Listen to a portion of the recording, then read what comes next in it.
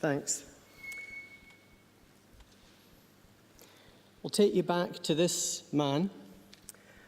He would be probably in his late 20s and early 30s. And you may remember from the video clip, there were some children and a mother in the background behind me when I was examining him. So they're left with no breadwinner. And they don't have social security. So the implications are really very grave for that family. And that's one of the messages that I'll be repeating, is the economic impact that diseases like tuberculosis, HIV, malaria can have on not just the family, but the community and indeed the economy of the nation. TB is the great killer. We hear that malaria kills, as indeed it does, as does HIV. But TB goes back over a very long time. It affects the lungs, and the infectious form is in the lungs. You can get TB of other parts of your body, but they tend not to be easily transmitted to other people. But as I've explained, if you have an X-ray like this one, and you are coughing up blood, you're coughing up green, smelly sputum, in that will be lots and lots of TB bacilli. We've been living with tuberculosis, and it's been having an impact on humankind going back millennia. It's one of the oldest diseases known to man. And these are Egyptian mummies with evidence of tuberculosis in their spines. And one of the very first cases I saw here in Scotland was tuberculosis of the spine. So nothing has changed in terms of our fight against this disease, humankind against tuberculosis for millennia. There was a big step forward when this man, Robert Koch, and sometimes the TB bacillus is known as Koch's bacillus.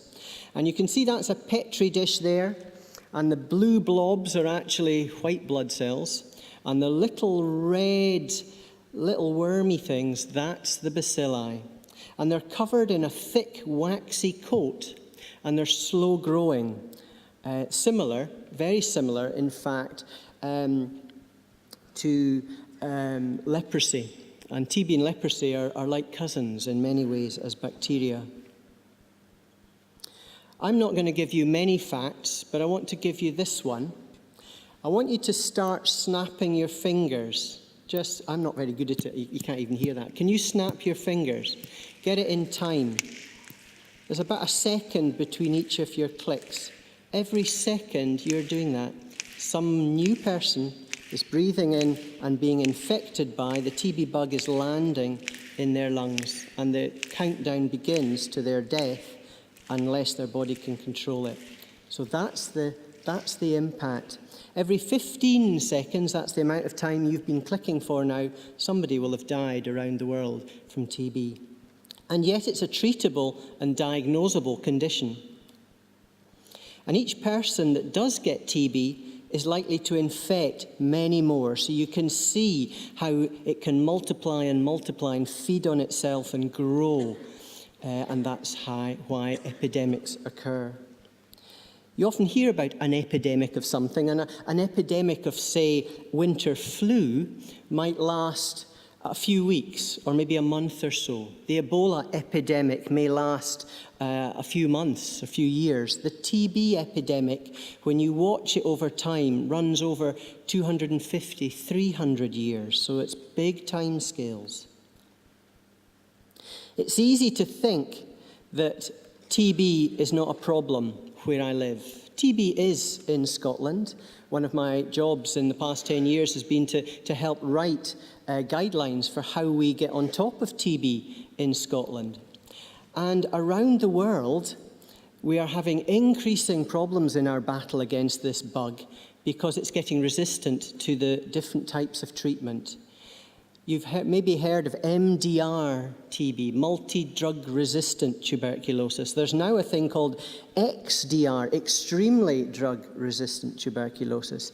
You might survive a diagnosis of that being treated at a centre of excellence in the UK. You will not survive outside of well-developed units elsewhere in the world where most of the tuberculosis occurs.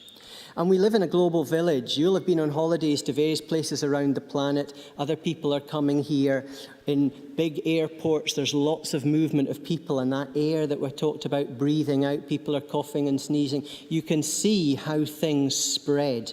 You'll have heard about the fear of the Ebola coming to Britain, and that is not spread by breathing out. So you can see how much there is a degree of risk to humankind if tuberculosis gets the upper hand and stays ahead of us in terms of our ability to treat it. Back to this little girl, and this is probably the key picture and the key message of my presentation for all of today, so soak this one in. I saw this father, he's a farmer, he's in Nepal, the year is about 1981. That little girl is about 4, and she came in like a little balloon. She was all bloated up with a condition called kwashiorkor, which means that you're very protein deficient and your body is just eating itself up. So she was blown up like a little balloon, and she had tuberculosis. So we were treating her, and she shrunk down, which means she's actually getting better. And you can see how skinny and thin she is. Her hair is also very thin. She's just on the borderline. We've just begun to save her life. But she has months and months of TB treatment ahead of her to save her completely. That day, the father signed her out of the hospital against medical advice. The nurses cried. We couldn't understand it. And he said, I have a family of 10. This is the planting season. If I do not go home and plant my crops, we will go hungry in the winter and the rest of my family will die. So I have to make a choice. And that was the economic choice he made at a family level. Could you imagine what that is like? Well, you just build that type of decision-making up to a community, to a population, to a country, and you can see the economic impacts and hard decisions that have to be made as a result of the TB infection in people's lungs. So much so that back in the 1990s, the World Bank, for whom I also did a piece of work, they invested, I can't remember the amount of money, but it's a lot more than in my bank account, into China, because they reckoned that if they could control tuberculosis in China, that would have a major economic benefit to the country. So as bankers, they were saying we're going to spend our money on TB control in the interest of the economy and then in the interest of the people. So how often do we hear that talked about in our own news? Bankers treating TB in order to make more money. But the real roots of this problem lie in poverty, lie in poor housing. Tuberculosis is known as a disease of injustice. And the more you read about it, and I hope some of you will go and have a little look about it, you will see this strand of poverty and injustice runs through the history of TB and humanity. Overcrowding in families like this. I had a film clip I was going to show you of this family where there is somebody with TB. And getting the word out, I bet already you know more and are more aware of the air that you're breathing in from your neighbour. And just wondering, are they infected? I'm infected. I've got tuberculosis. It's in my lungs. But I have it under control. 1/3 of the world's population is infected. So there will be more than me in this room who have TB bacilli in our bodies. But we've got it under wraps because I eat good food, I live in a good home, I don't suffer from any immune diseases. It's a global challenge. So the World Health Organization is right up there with that. And it also requires large amounts of money. And that's why about 10 years ago, the Global Fund was set up specifically to fight TB, HIV, and malaria. So fighting TB is an ongoing humanity versus the TB bacillus, Mycobacterium tuberculosis, to give it its proper name. And it's going to go on for a long time, and it will remain a threat to our societies for a long time. Thank you.